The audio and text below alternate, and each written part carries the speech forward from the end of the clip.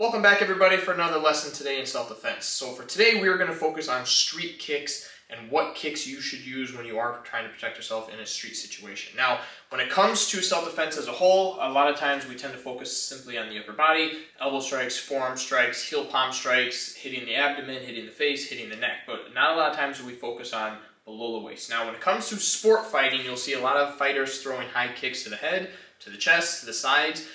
That's all great when it comes to sport because you're looking for points and you're looking for the quick knockout. However, on the street side, if you do decide to throw a kick high and the person is any sort of experience in fighting and they're able to catch that foot, either one, they're going to see it coming and just back out of the way, or two, if they do manage to catch it and they start running in a different direction or they just pull the leg with you, you're going to fall straight to the ground, hit your head on the concrete, fight's over. So when it comes to street situations, I highly recommend that all your kicks take place below the waist. Now, the best part about that, in addition to just being safe on your end of avoiding your kicks getting caught in the first place, is most of the vital spots that you want to kick are below the waist. So you have the groin, you have in and around the thighs, and you have in and around the knees. Now when it comes to the foot, I don't necessarily recommend stomping on the foot as much, simply just because of the types of shoes that the person could be wearing at the time. They may or may not feel it. However, if you stomp towards the ankle, there's a very good chance that you will catch the ankle and either severely strain it or potentially break it. So what do we want to do in a situation like this where we've already squared up, we're already ready to fight, I can obviously tell that a fight's about to happen, or we've already engaged in some sort of fist fight or struggle and we're kind of just in a squared off position. For whatever reason, I don't want to get any closer and I want to try and keep this person at bay. Now,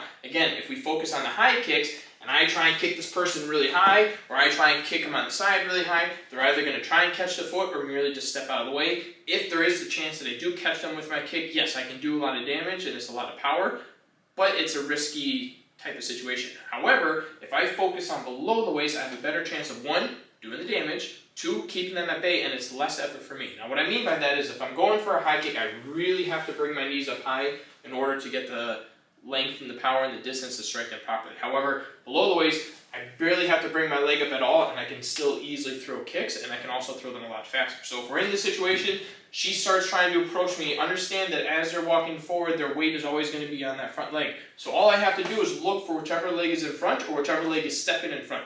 And as soon as we're getting ready to engage, I just throw a front kick to that front leg. If I see that they're stepping forward with their other leg, I just throw a front kick to that leg. And it's a simple kick, doesn't do a lot of effort. Again, I can keep my hands up, I can just throw those kicks, I'm going to knock them off balance or potentially do some severe damage where they're not even going to be able to pursue me afterwards. So those are great kicks to do. You don't always have to do a front kick, however. I can do kind of what we call a heel stomp, where I pick up my foot, we're aiming for the center of our foot or more towards the heel, and again, I'm looking to place my foot on or around the knee area. So same idea, she starts walking into me, and it's just a heel stomp to the top of the foot, or if the other foot steps forward, I can do a heel stomp there. Now, with the street kicks, I can go same side or cross side, it doesn't matter. Same or cross, it just depends on how they are distance-wise from you, and whichever is more convenient for you in that place. I don't really want to have to focus too much on switching my feet, so the best part is I can interchange my feet as much as I want, as long as I can keep that distance and keep them at bay. But with all things, we understand that they are going to get close eventually, so let's say I've missed a kick,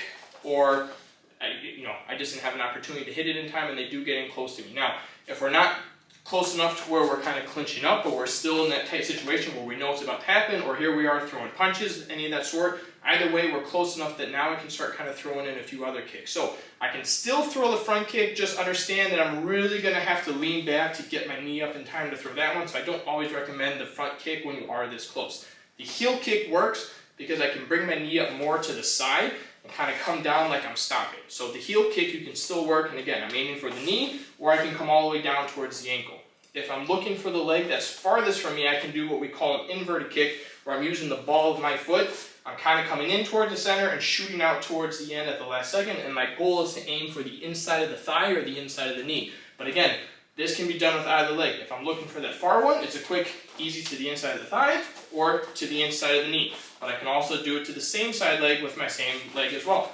To the inside of the knee or the inside of the thigh. Both work, and again, it knocks them off balance, but in a different way. Instead of knocking their weight back this way, I'm knocking their weight off to either side. So again, depending on which kick you use, I'm also going to drastically determine which direction this person goes weight-wise, which then can come in handy if I'm looking to take the person down, end the fight, and get away. Or if there's other people involved, I can also kind of redirect her energy. If we were in a multiple attacker situation, I can use that kick to kind of push her towards one direction or the other. So those kicks allow you to kind of do a lot of different things. Now, with the ankles, that works real well if we are in a clinch position. If we are in real tight, I can throw knees to the thigh, I can throw knees to the groin.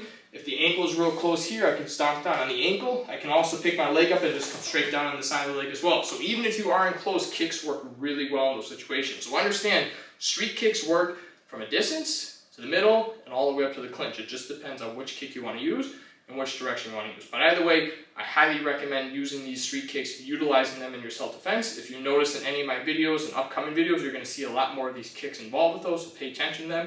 And I highly recommend you start adding these kicks to your arsenal, and you'll step up your self-defense game quite a bit. See you next time. Stay safe.